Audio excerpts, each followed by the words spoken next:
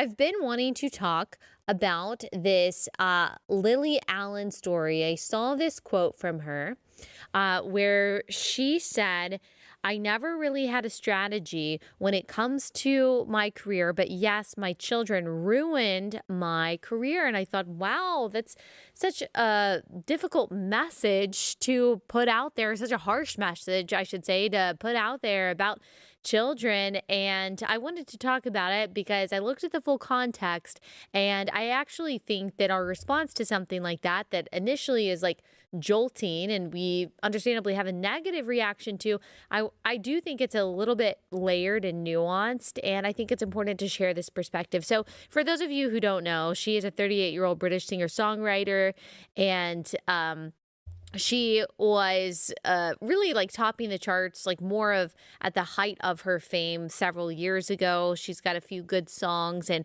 on the March 12th episode, or, maybe she has a lot of good songs. I just am not someone who is super, super familiar with all of her music, but I know that she has a lot of very diehard, adoring fans. So on a March 12th episode of the Radio Times podcast, she made headlines for saying this comment about children and her career. Here's top five. Yes, my children ruined my career.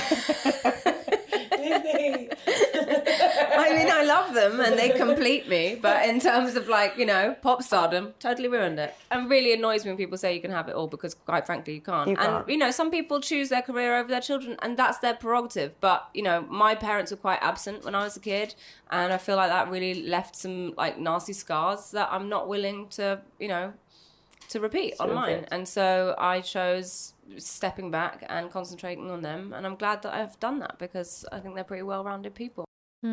See, the context completely changes the quote that has been extracted from that episode and has made headlines. And I have no idea if this bothers her, but if I were her, it would really bother me. And of course, it's clickbait. That's just what happens.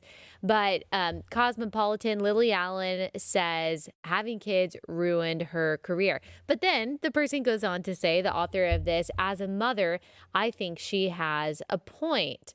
And then there are several other headlines who said this, who say the same thing, who use that particular quote. And I saw a graphic, I don't know if it was Entertainment Tonight, I don't remember who originally posted it, and that's all it said. Lily Allen says that children ruined her career. But as you can see from the context, first of all, she's saying it tongue-in-cheek. It's said, she uses the word ruined, which I don't think is the best word to use, but she's using it purposely. She's using it for shock value. She's using it to make a point. And she makes a point that I think is really important for us to hear, that you really cannot have it all. You can't have it all, and that's okay.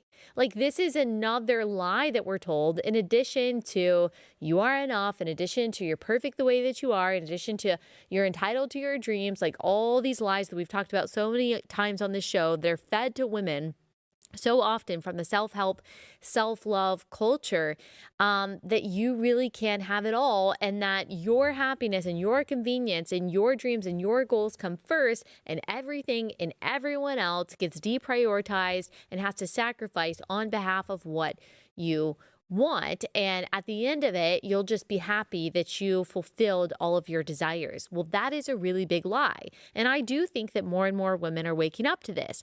But I think it's actually a mistake of the pro-life movement that I see a lot, that you can have it all. No, by choosing life for your baby, you can absolutely do all of the career things that you wanted to do. To me, that's like a form of the feminist deceit that we see in mainstream pro-choice secular culture, because it's not really true. I mean, Lily Allen is right. You cannot have it all at once. I know this from personal experience. I would never use the word ruined, but again, I think she's just trying to make the point is that there were a lot of things to say no to once I started having kids. I was doing this for 4 years before I had a child. I mean, not the podcast, but I was, speaking and the social media and all of that, doing the Fox News interviews before I had kids. And man, it was go, go, go. I look back at my husband's and my life back then and how much we were working, how much we were gone, how much we were saying yes to, because that was the season that we were in. And it was an okay season. It was a fine season. And then once I got pregnant and once I had our first kid, there was a lot more no. I stopped traveling. I stopped doing those Fox and Friends interviews. I mean, I was waking up for Fox and Friends or Fox and Friends First, sometimes at 2, 3, 4, 5 a.m. I was saying yes to every interview, to every opportunity. Again, that was just the stage that I was in. That stopped when I had kids. Not everything stopped, but a lot of things stopped. And after every child, I've said no to more and more things. I don't travel like I used to. I don't really do interviews at all anymore. I don't do media anymore. I gave up a consistent writing gig that I was doing. And maybe it might seem like it's not that much to do 2 articles a month, but I loved it. But I had to say no to that because I no longer have that margin. I no longer have that time. Really, this podcast and the speaking that I do about once a month, where most of my family comes with me typically for that. That's,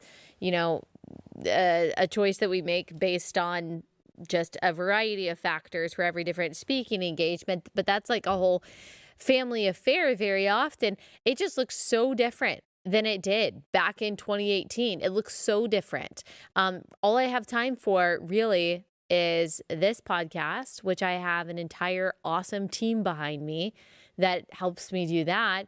And the speaking that I do, and that is like a fraction of what I used to do. I used to travel a lot more before I had kids, and it was easier with one, it was easier with two.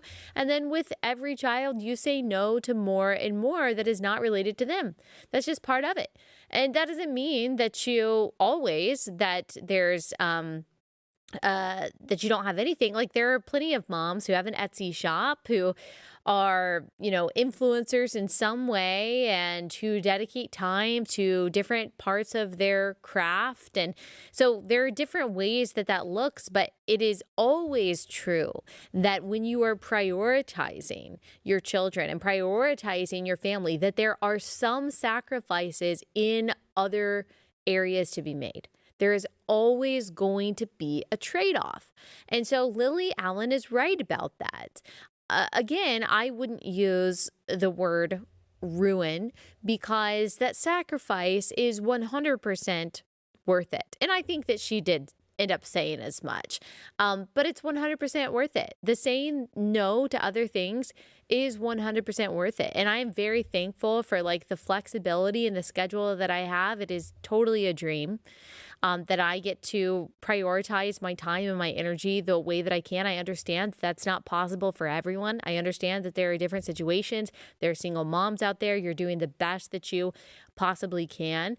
But she's right. She's right. There is a trade-off. Now, just to be fair also to the pro-life message, who they are trying to say that it's not life ruining and it's not having a child and choosing life for your child instead of abortion doesn't mean that you are never going to be able to do the things that you are on track to do. And I think that is true. And I think that is an important message. But it also needs to be said that there will be sacrifice, there will be giving up, there will be trade-offs, and that those things are actually good.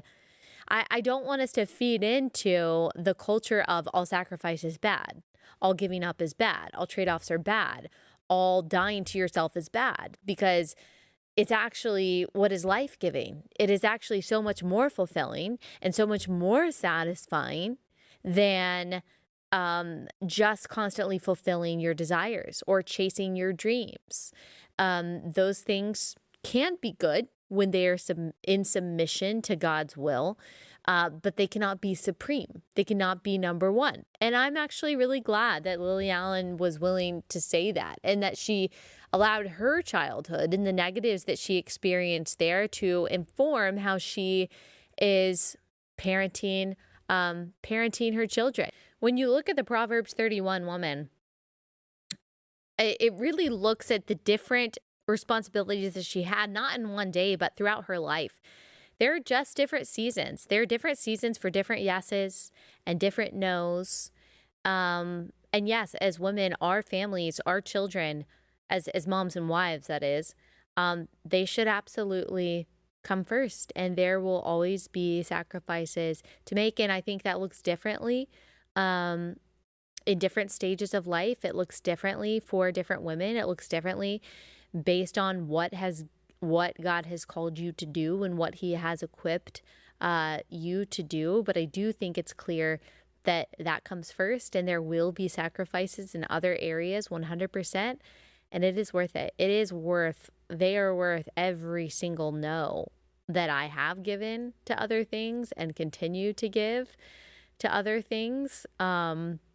Big no's and small no's, so that I can be as, present as I possibly can, and still dedicate some time to this, which I love and God has called me to, and in this season has equipped me to do. So anyway, I'm encouraged by someone kind of, I guess, in secular culture. I don't really know what she believes, but just talking about the importance and the necessity of sacrifice and giving up, especially when it comes to raising children.